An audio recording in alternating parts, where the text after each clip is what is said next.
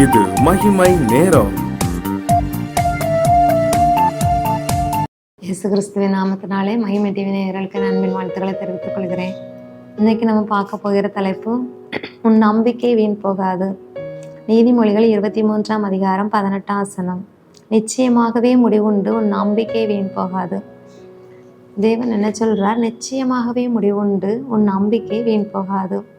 ஒரு காரியங்கள் செய்தால் நிச்சயமாக அதற்கு ஒரு தீர்வு உண்டு. ஒரு கலக்கங்கள், ஒரு கஷ்டங்கள் இருக்கும்போது அதுக்கு நிச்சயமாக ஒரு முடிவு, ஒரு துவக்கம் இருந்தால் அதுக்கு நிச்சயமாக ஒரு முடிவுங்கிறது உண்டு. அப்போ அந்த முடிவு நம்மளுக்கு எப்படிப்பட்டதாக நம்ம நினைக்கிறோம், நிச்சயமாக நம்ம நம்புகிறோம். ஒரு காரியங்கள் நம்மளுக்கு கிடைக்கும்னு சொல்லி நம்ம நம்புகிறோம். ஒரு வேலை நம்மளுக்கு கிடைக்கும்னு சொல்லி ஒரு நம்பிக்கையோடு நம்ம இருக்கிறோம்.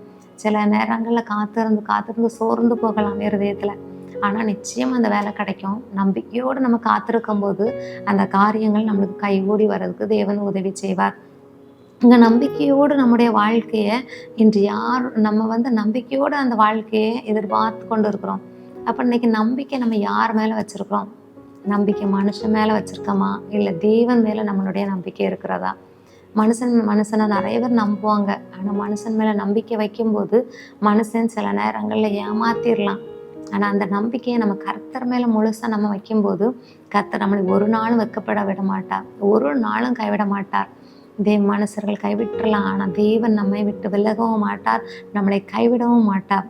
அப்போ தாவீது சொல்றார், கர்த்தர் மேல் நம்பிக்கை வைத்து கர்த்தரை தன் நம்பிக்கையாக வைக்கிற மனுஷன் பாக்கியவான். அப்போ கர்த்தரை தான் நம்ம நம்பிக்கையாக கொண்டிருக்கும் போது அவர் எல்லா காரியத்திலையும், என்னென்ன காரியங்கள் நமக்கு தோல்வியாக இருக்கிறதோ, நம்மளுக்கு ஒரு ஜெயமே இல்லை அப்படின்னு சொல்லி நம்ம நினைக்கலாம், அந்த காரியத்தில் ஒரு நம்பிக்கையோடு நம்ம காத்திருக்கும் போது நிச்சயமாக ஒரு முடிவு கிடைக்கும். உங்களுடைய நம்பிக்கை ஒரு நாளும் வீண் போகாது. அந்த நம்பிக்கையில் நம்ம தளர்ந்து போகும்போது நம்மளுக்கு ஒரு கலக்கங்கள் வருது. அந்த நம்பிக்கையை விட்டு நம்ம கொஞ்சம் விலகி போகும்போது கரெக்டாக நம்ம நம்பிக்கையோடு இருப்போம். நம்பிக்கையோடு நிறைய பாதைகளில், நிறைய வழிகளில் நம்ம செல்லுவோம். ஆனால் சில நேரங்களில் கஷ்டங்கள் வரும்போது, கலக்கங்கள் வரும்போது, கொஞ்சம் கலக்கங்கள் வரும்போது அந்த நம்பிக்கையற்ற ஒரு சூழ்நிலைகள் ஏற்படுகிறது. ஆனால் அந்த நம்பிக்கையற்ற சூழ்நிலைகளையும் தேவன் உங்களுக்கு உதவி செய்வார். எனக்கு நீங்கள் நம்பிக்கையை தாங்கன்னு சொல்லி. நீங்கள் ரூத்து கர்த்தரை நம்புகிறா. அவள் அடைக்கலமா ரூத்துக்கு நகோமி அவங்க மாமியோடு செல்றா.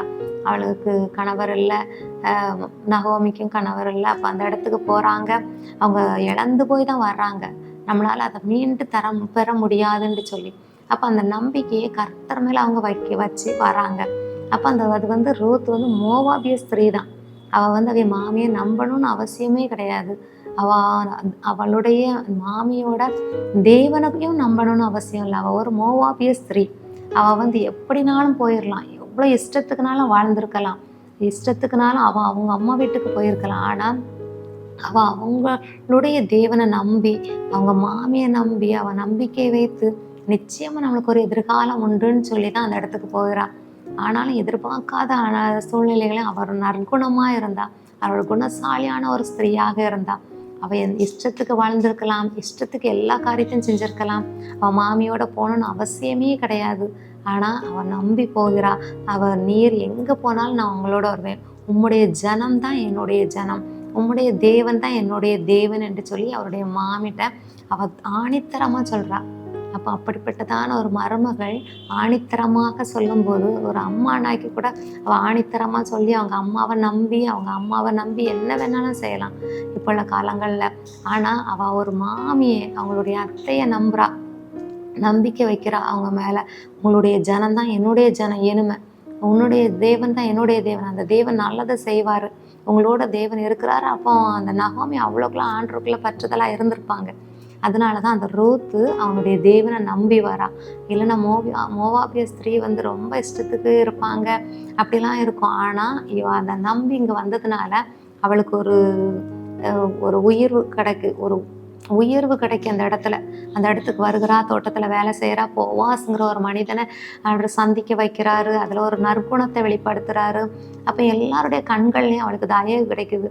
இன்னைக்கு எல்லாருடைய கண்கள்லையும் எனக்கு தயவு கிடைக்கலையேன்னு சொல்லி நீங்கள் நினச்சிட்டு இருக்கலாம். ஒரு வேலைக்கு போகிற காரியங்களில் கூட யார்கிட்டையுமே பேச முடியல, எந்த காரியமும் எங்களுக்கு வாய்க்க மாட்டேங்குது அப்படின்னு சொல்லி.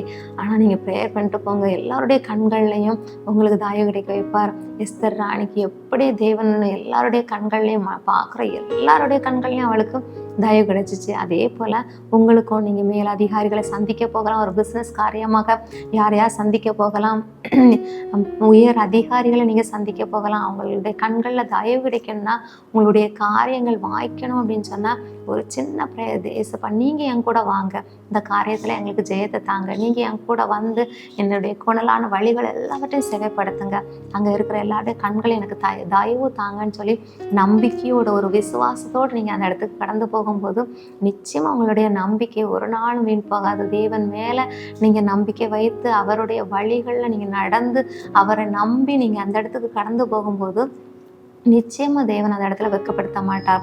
நிச்சயமா உங்களுக்கு உயர்வை தருவார். அப்போ இந்த மோவாபிய ஸ்திரீ ரூத் கர்த்தரை நம்புகிறா. அவளுக்கு போவாஸுங்கிறவரை திருமணம் முடித்து கொடுக்குறாங்க. அப்போ அங்கே அவளுக்கும் ஒரு குழந்தை பாக்கியத்தை கிடைக்குது. அப்போ அதனுடைய வழிகளில் தான் இயேசுவானவர் அந்த இயேசு கிறிஸ்து அந்த வழிகளில் வருகிறாரு. அப்போ அப்படிப்பட்டதான ஒரு பெரும் பாக்கியத்தை அந்த ரூத் பெறுகிறார். அப்படிப்பட்டதான பாக்கியசாலிகளாக குணசாலியாக ஒரு நம்பிக்கை வைத்து காத்திருந்து நம்பிக்கையற்ற ஒரு சூழ்நிலையில் இருந்தாலும் நம்பிக்கையோடு காத்திருந்தா. அப்போ நெடுங்காலமாக நம்ம நம்பிக்கை அதில் மேலே வைக்கும்போது தேவன் ஒரு நாள் இல்லை ஒரு நாள் அந்த இடத்துல உயர்த்துகிறார். நம்ம நிறைய நாள் அதில் ஒரு காரியமும் நடந்திருக்காது, ஆனால் நம்பிக்கை வச்சுக்கொண்டே இருக்கும்போது அதற்கு ஈடாக ஆண்டு அதில் உயர்த்துகிறார். என்ன காரியங்கள் உங்களுடைய இருதயத்தில் வைத்து நீங்கள் கலங்கி கேட்டு கொண்டிருந்தீங்களோ அந்த நம்பிக்கையை அந்த காரியத்தில் அற்புதத்தை செய்கிறார், பெரிய உயர்வை தரப்போகிறார். அப்படிப்பட்டதான காரியத்தை தேவன் தாமே வாய்க்க பண்ணுவாராக. ஆமென். ஜபம். நம்மளே ஏசப்பா அம்மை துதிக்கிறோம், சொஸ்தரிக்கிறப்பா.